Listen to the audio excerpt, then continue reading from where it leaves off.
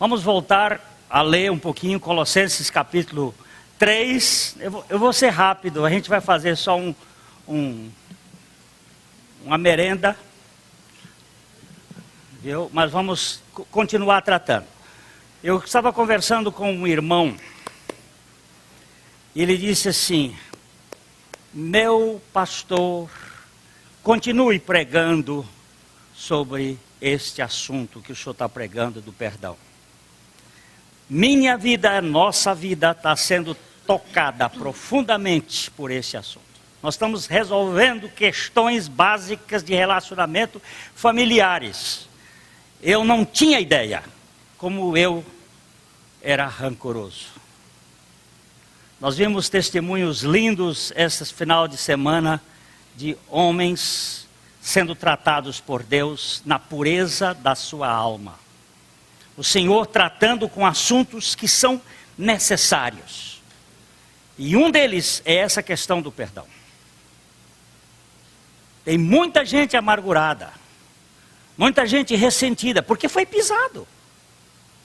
E está sofrendo, e se vitimiza. E continua ali como se fosse um assunto que não pode ser mexido. E sofrendo. E Deus tem solução. Então, Colossenses capítulo 3, versículos, leia o 12, o 13 e o 14. Revesti-vos, pois, como eleitos de Deus, santos e amados, de ternos afetos de misericórdia, de bondade, de humildade, de mansidão, de longanimidade. Suportai-vos uns aos outros, perdoai-vos mutuamente, caso alguém tenha motivo de queixa contra outrem. Assim como o Senhor vos perdoou, assim também perdoai vós. Acima de tudo isto, porém, esteja o amor, que é vínculo da perfeição.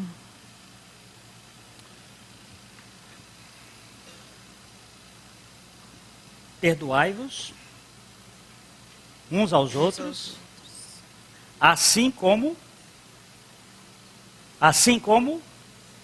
Cristo vos perdoou. O Senhor vos perdoou. Será que Deus deixou algum rabinho de fora sem perdão? Ele deixou algum pedacinho do gambá do lado de fora sem ser enterrado?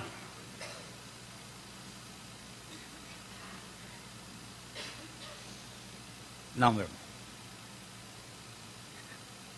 Então, Pedro estava vendo o problema das questões que estava acontecendo entre as pessoas. Brigas, disputas, divergências, e um ferindo o outro, um irmão contra outro irmão. Então, Pedro disse: até quantas vezes se deve perdoar? Vamos ler Mateus, capítulo 18, versículo 24.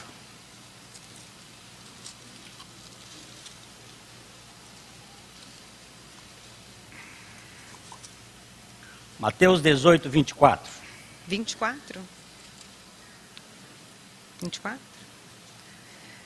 E passando a fazê-lo, trouxeram-lhe um que lhe devia 10.000 talentos.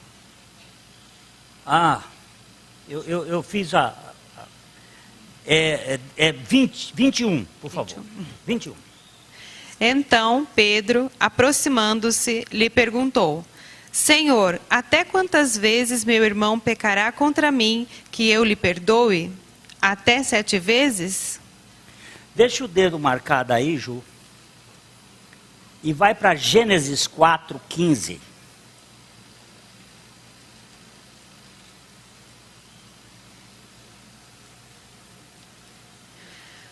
O Senhor, porém, lhe disse: assim, qualquer que matar a Caim será vingado 7 vezes. E pôs o Senhor um sinal em Caim, para que não o ferisse de morte quem quer que o encontrasse. Caim matou Abel. E o Senhor não quer revanche. E ele colocou um sinal anti-revanche em Caim. E disse: qualquer que matar Caim será vingado 7 vezes. Ou 7 gerações. Esse foi o número que Pedro usou como base para dar até 7 vezes, Senhor. Agora, deixa o dedo marcado em Gênesis e volta de novo para Mateus 18, 22. Respondeu-lhe Jesus: não te digo que até 7 vezes, mas até 70 vezes 7. Agora volta para Gênesis 4, os versos 23 e 24. E disse Lameque às suas esposas: Ada e Zilá, ouvi-me, vós mulheres de Lameque, escutai o que passo a dizer-vos. Matei um homem porque ele me feriu, e um rapaz porque me pisou. 7 vezes se tomará a vingança de Caim, de Lameque, porém 70 vezes 7. Pedro usou o número de Caim e Jesus usou o número de Lameque. Pedro usou o número ligado à vingança de um cara que tinha matado um irmão. E Jesus falou de um cara que matou um que pisou o pé dele.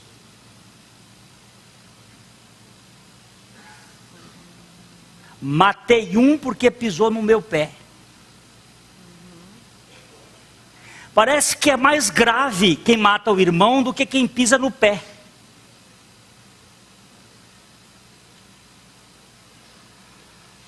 Mas não é. É uma questãozinha boba. E era para perdoar 70 vezes 7. O que você tem que fazer agora? Diante dos problemas que você tem? Hã? Qual é a opção que você tem? Hã? Hã? Então nós estávamos vindo domingo passado que no reino de Assuero, Xerxes I da Pérsia, houve uma rainha que resolveu não atender o marido no dia que ele estava embriagado, Vasti. E por causa disso ele ficou emburrado e o movimento feminista tomou conta do mundo. Foi ali que começou o movimento feminista, na Pérsia. E em substituição de Vasti, Deus operou a vinda de Esther. Só que Esther era judia. E para judiar dos judeus, Amã, o Agagita, descendente de Agag, o rei dos Amalequitas, descendente de Amaleque, filho de Esaú. Olha de onde vem a briga entre Esaú e Jacó. Já vinha do ventre da mãe, um querendo passar o outro para trás, e depois um passou o outro para trás, e o que ficou passado para trás ficou magoadinho e quis buscar lugar de arrependimento e não achou, porque tinha raiz de amargura no seu coração. Então Deus está mostrando na sua palavra que 1500 anos depois, a raiz de amargura estava no coração de Amã, descendente de Agag, descendente dos Amalequitas, descendente de Esaú, que guardou raiz de amargura. E se você quiser saber um pouquinho mais, desça para o século 21 e vá para a Transjordânia. E você vai encontrar os descendentes de Esaú brigando com os descendentes de Jacó. Uma raiz de amargura de 4.000 anos.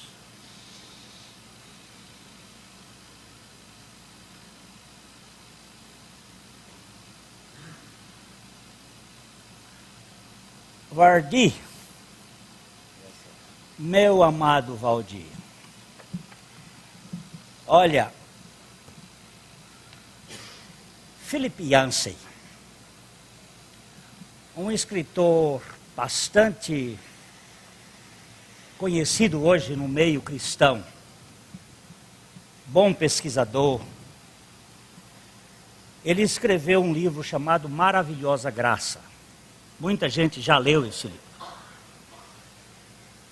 E o Valdir me fez lembrar, e hoje ele me levou esse livro para a gente pensar um pouquinho, a história de como uma raiz de amargura se perpetua.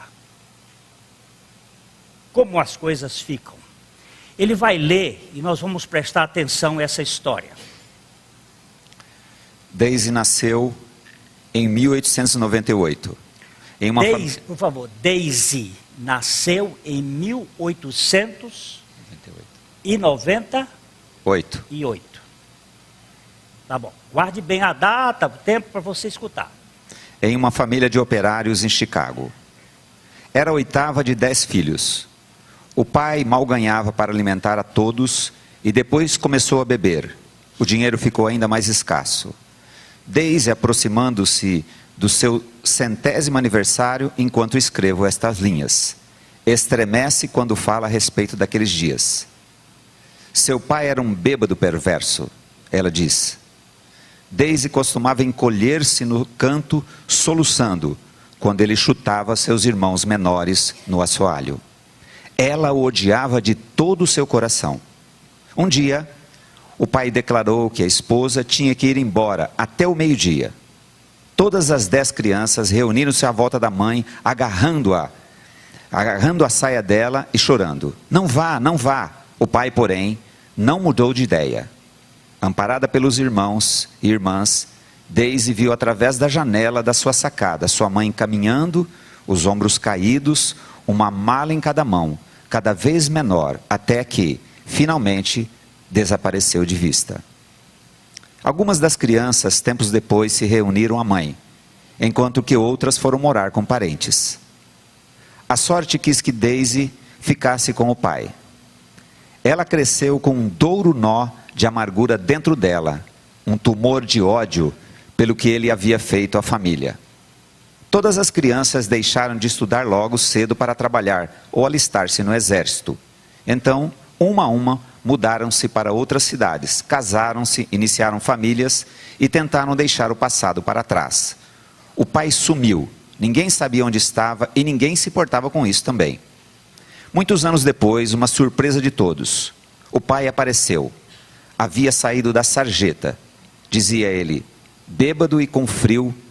Havia acabado em uma missão do Exército da Salvação. Para ganhar um vale-refeição, precisou assistir um culto. Quando o orador perguntou se alguém desejava aceitar Jesus, ele achou simplesmente que seria educado da parte dele ir à frente, junto com alguns dos outros bêbados. Ficou ainda mais surpreso quando a oração do pecador realmente funcionou.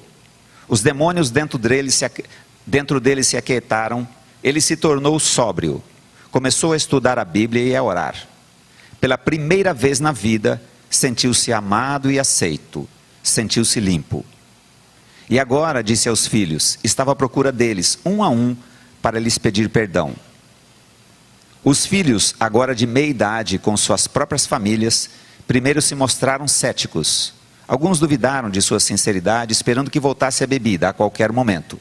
Outros desconfiaram que logo ele lhes pediria dinheiro. Nada disso aconteceu.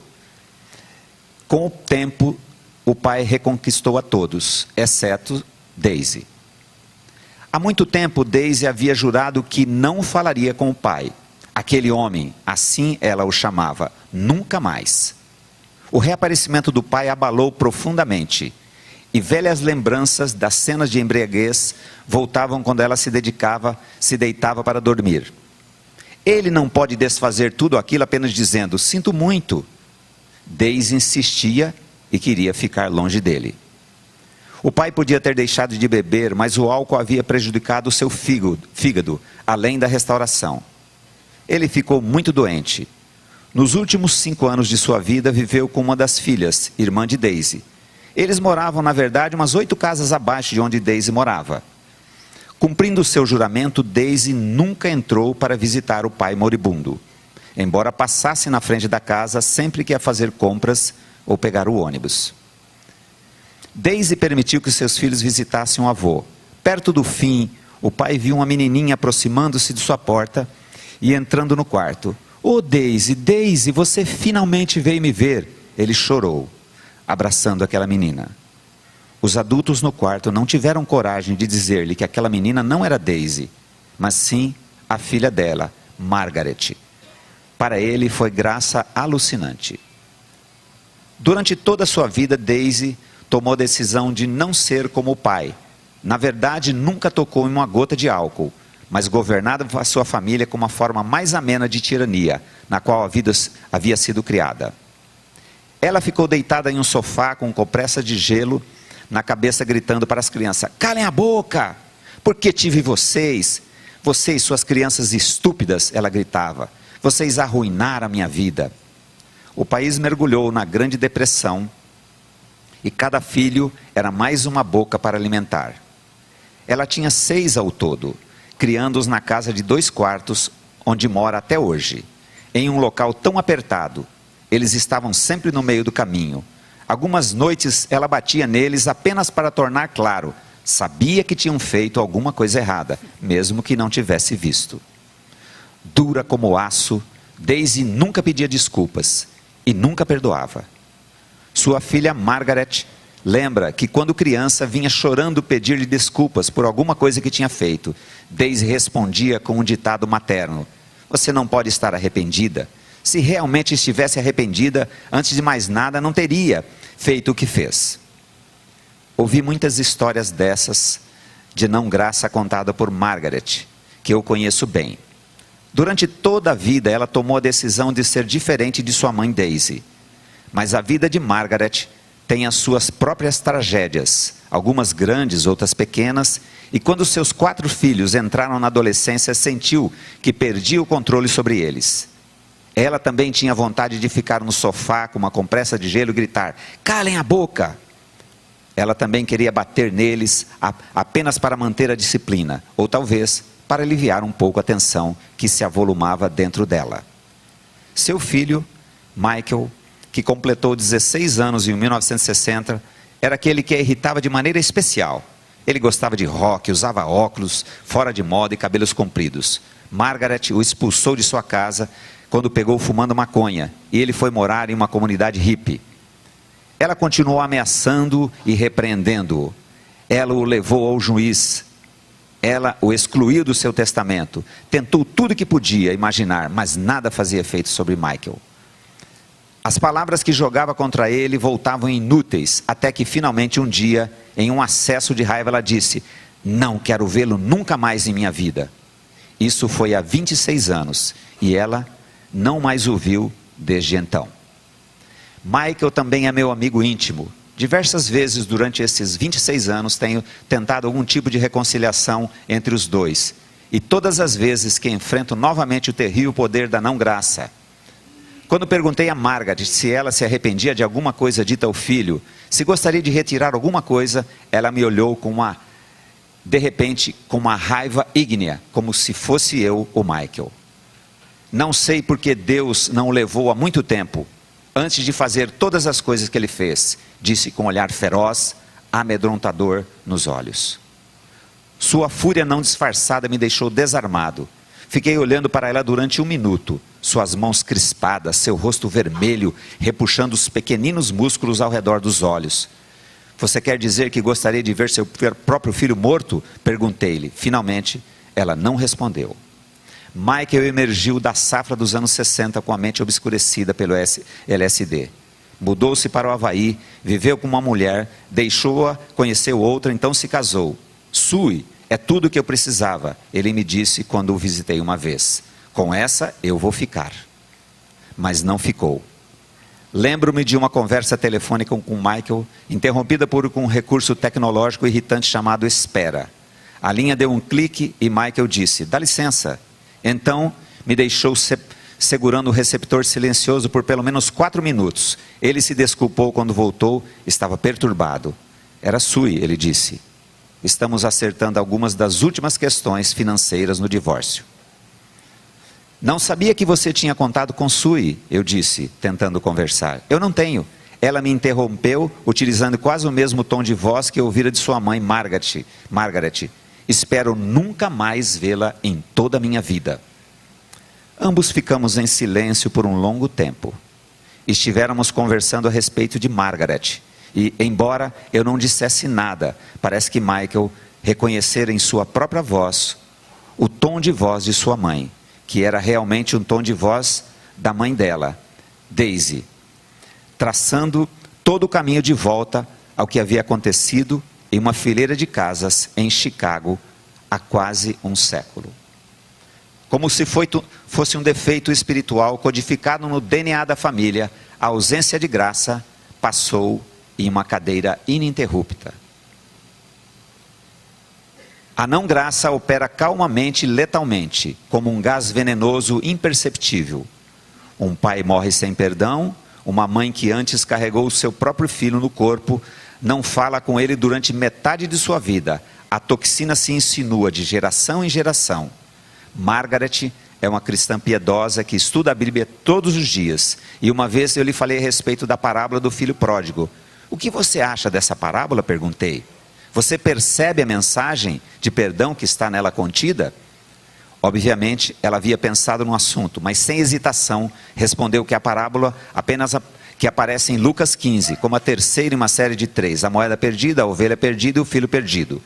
Ela disse que a parábola demonstrava que os seres humanos diferem de objetos inanimados, moedas, e de animais, ovelhas. As pessoas têm livre-arbítrio, ela disse. Elas precisam ser moralmente responsáveis. Esse rapaz precisou voltar humilde.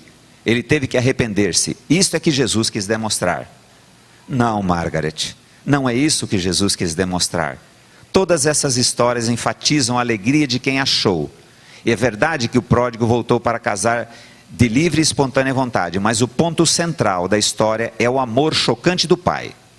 Quando estava longe, viu o seu pai e se moveu de íntima compaixão. E correndo lançou-se ao pescoço e o beijou. Quando o filho tentava explicar ao pai, ele interrompe seu discurso preparado a fim de ordenar a celebração. O missionário no Líbano leu uma vez esta parábola a um grupo de habitantes de uma vila que vivia em uma cultura muito parecida com a que Jesus descreveu e que nunca havia ouvido a história. O que vocês perceberam? Ele perguntou. 2 detalhes da história destacaram-se entre os habitantes da vila. Primeiro, reclamando sua herança antes da hora, o filho estava dizendo ao seu pai, eu gostaria que você estivesse morto.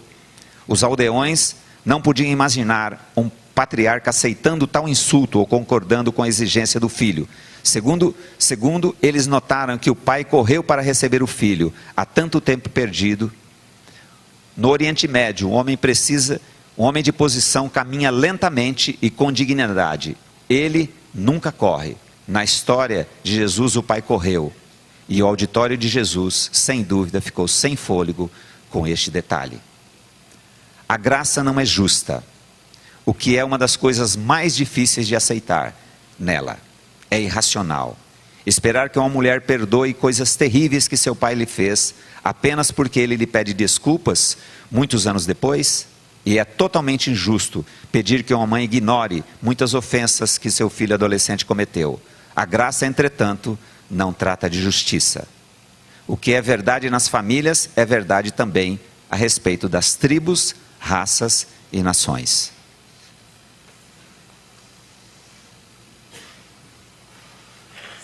Você viu?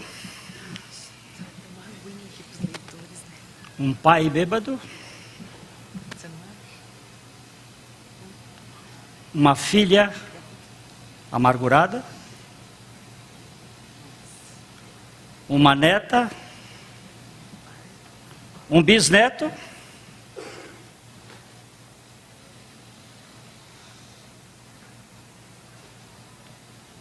vai perpetuando-se. Como ele diz ali, o vírus vai passando de geração em geração. E as pessoas ficam amarguradas. Eu quero terminar contando uma das histórias mais dramáticas para o meu coração. Quando houve a revolução dos boxers na China,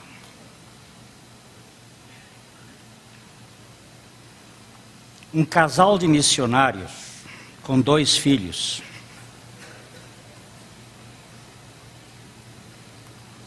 foi apanhado pelos revolucionários. E aquele grupo, capitaneado por um homem muito enfesado, uma pessoa perversa, chegou para aquele missionário e disse: você tem que negar o seu Deus para você poder viver. Ele disse: eu não posso negar meu Deus. Jesus Cristo é o meu tudo. Ele disse: então, você vai ficar aqui amarrado e a sua mulher amarrada num outro lugar, próximo. Enquanto nós vamos espancar os seus filhos, até eles morrerem.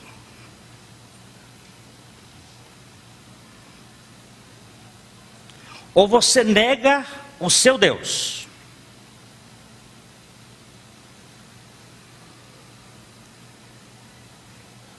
e eles pegaram a primeira menina mais velha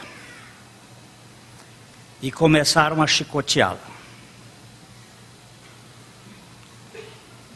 E a menina gritava: Daddy, help me, Daddy. Help me, Daddy. Me ajuda, papai. Ele dizia: eu só tenho uma palavra para dizer: não creio em Cristo. E minha filha pararia de sofrer. Mas como eu posso negar o meu Salvador, que deu a sua vida por mim?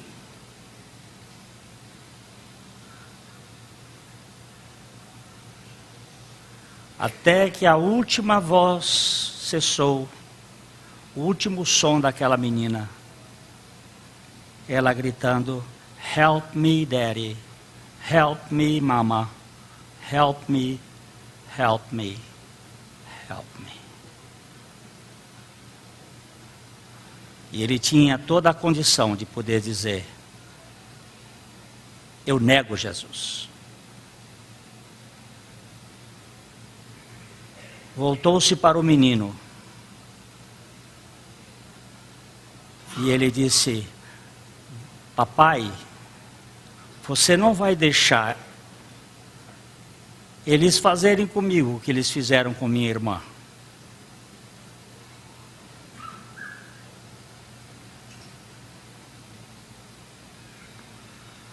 Você não vai deixar.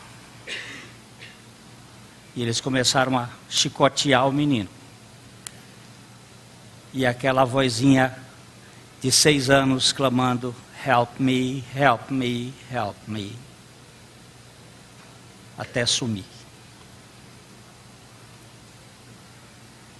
As 2 crianças morreram. Por uma razão revolucionária, alguém chegou e eles deixaram os 2 amarrados. Eles foram soltos. Foram mandados de volta para os Estados Unidos. E aquela família, passado o trauma, retornou à China. Quero dar os meus últimos anos de vida pregando o evangelho da redenção de Jesus Cristo. E quero encontrar estas pessoas que mataram os meus filhos, para pregar a eles que evangelho não é brincadeira, que evangelho não é religião, que eu não tenho o direito de guardar no meu coração ressentimento, porque eu fui perdoado por Cristo, e assim como o Senhor me perdoou, perdoai vós também.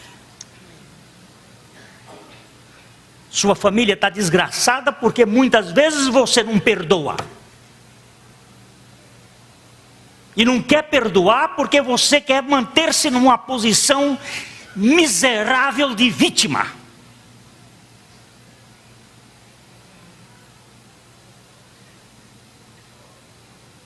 Meu irmão, perdão não é brincadeira.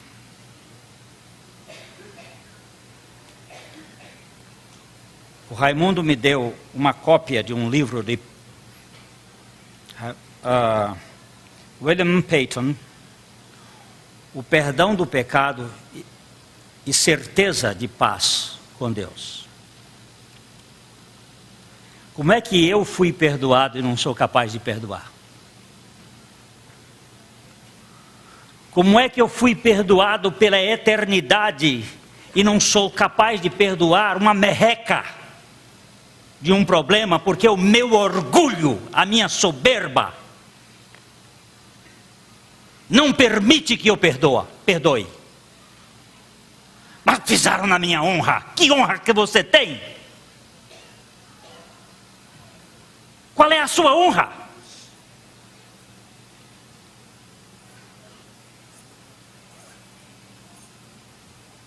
Isso não é assunto de brincadeira.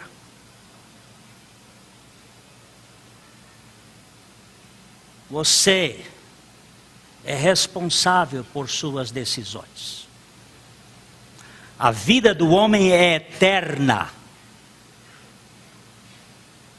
A morte é apenas a passagem para o seu destino.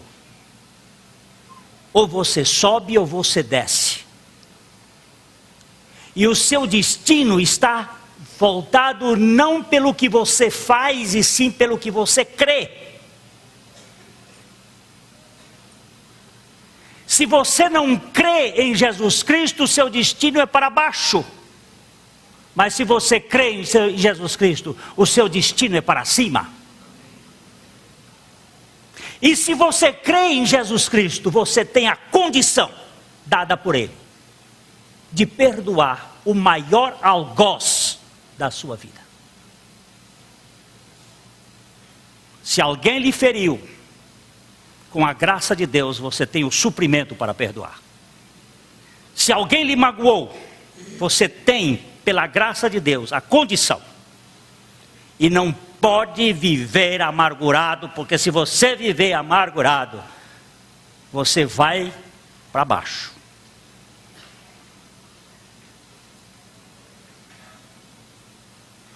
O céu é um lugar de gente alegre. E a alegria é fruto da salvação. E quem foi salvo é perdoador.